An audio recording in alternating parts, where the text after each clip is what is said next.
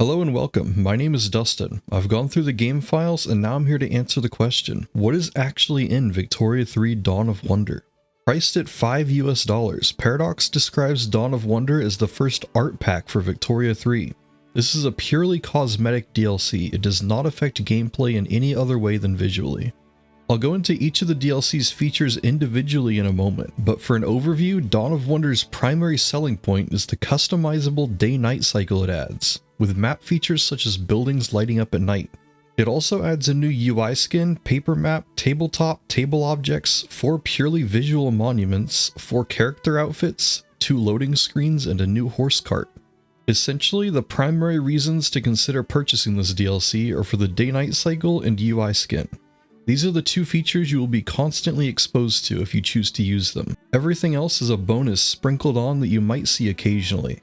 First up is the day-night cycle. It comes with several options that allow you to tweak how it functions. You can disable it entirely if you want to. You can speed up or slow down how quickly the day-night cycle advances. For reference, all footage I showed during this video has a simulation speed set to 40 for the day-night cycle, at game speed 4, while the default value for the day-night cycle simulation is 10, which takes much longer. You can set what ratio of day to night you want with the sun hours slider. There are also included options to sync the day-night cycle to your computer's local time, or set a manual fixed time if you prefer the map lighting provided by a specific hour of the cycle. Say if you want the map to always look like 2 in the morning for a permanent night map with all the buildings lit up. Or if you prefer the sun position stay where it is at noon. When the day-night cycle is off, the lighting is equivalent to 1400 on the manual time hour setting. Next up is the new UI skin. The standard UI skin in Victoria 3 is maroon headings and green buttons, with pages having a dark gray-blue background. The Dawn of Wonder UI skin is purple headings and purple buttons, with pages having a dark gray-green background. The new graphics around the edges of the screen are only present when paused, and display sun and moon imagery in line with the theme of this DLC. I'll click through each of the side menus so you can decide for yourself if you like the look of the Dusk and Dawn UI skin, as it's called in-game. In addition to the purple and gray-green, the header has bookend images, and some of the graphs and buttons that have gold outline embellishments in the standard UI skin are silver in the Dusk and Dawn one, such as the tech tree buttons. The buttons inside of the lenses at the bottom of the screen change to a lighter blue color as well. The new paper map is appropriately named Zodiac. To quote Paradox, it features patterns of celestial bodies as well as illustrations of old zodiac signs. It has a unique art style that I expect you will either love or hate. Ignoring the images, it gives the ocean a very gray pinkish color when zoomed out to paper map level. For on-land features, the map occasionally has mountain and tree art, but it doesn't always make a lot of sense where it is placed at. The paper map also contains art for the 4 monuments added to the map in this DLC, which I will point out now before we move on to the other theme elements added in the DLC. Dawn of Wonder adds the Martand Sun Temple, Temple of Poseidon, Greenwich Observatory, and Wat Arun to the map as 3D models.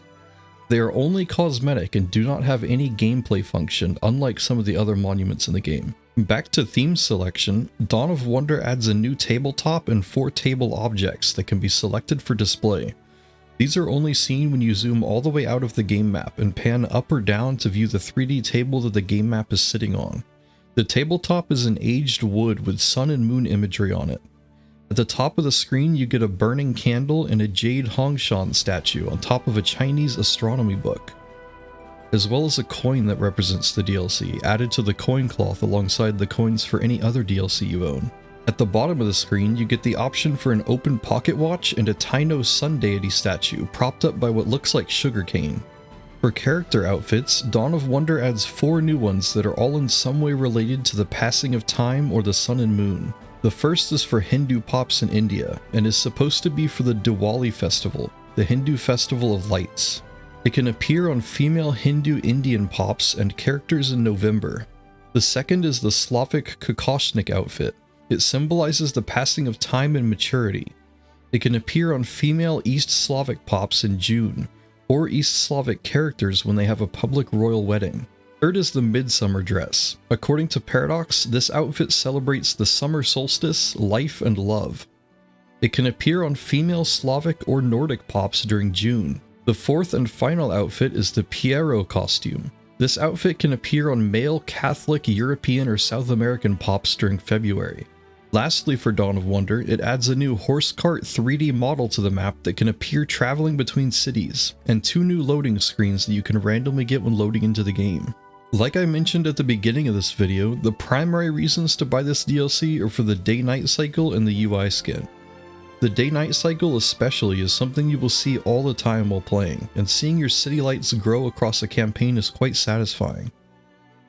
If you found this video helpful, please consider supporting the channel. Thanks for watching y'all, see you in the next one.